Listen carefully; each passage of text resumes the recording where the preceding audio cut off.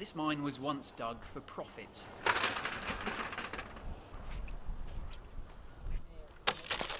Now its coal is barely enough for the residents that rely on it to survive. It's the only source of heat this cold winter, though. In one self-dug shaft, one man tells us he can't afford to buy, so he has to come here. We ask him if he's worried about the risks. He says he takes precautions.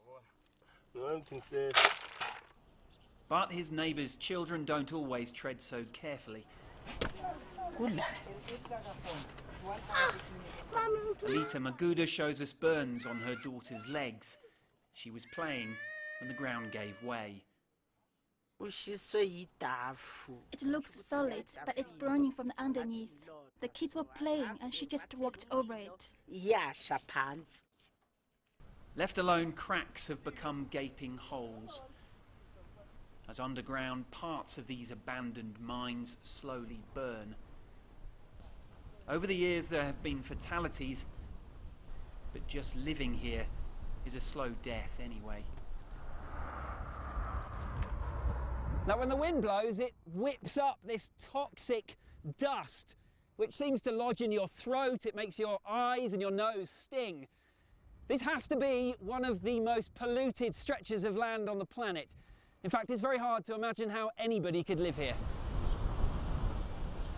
The law protects communities like these, requiring unprofitable mines to be wound down responsibly.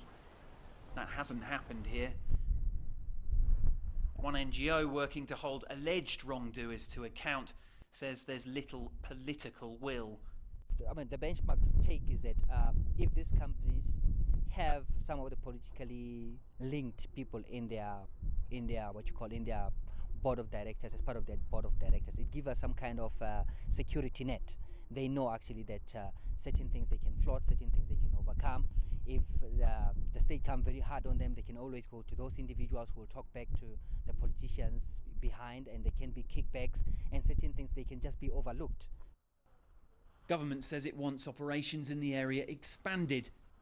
No one was available for interview about possible downsides. Parents here aren't surprised. Since their over-aged faces looked far younger, very little here seems to have changed.